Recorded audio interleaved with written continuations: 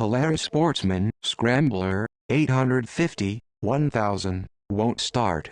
This video outlines factory troubleshooting procedures for 2015 through 2017 Polaris ATVs that will not start and begin running.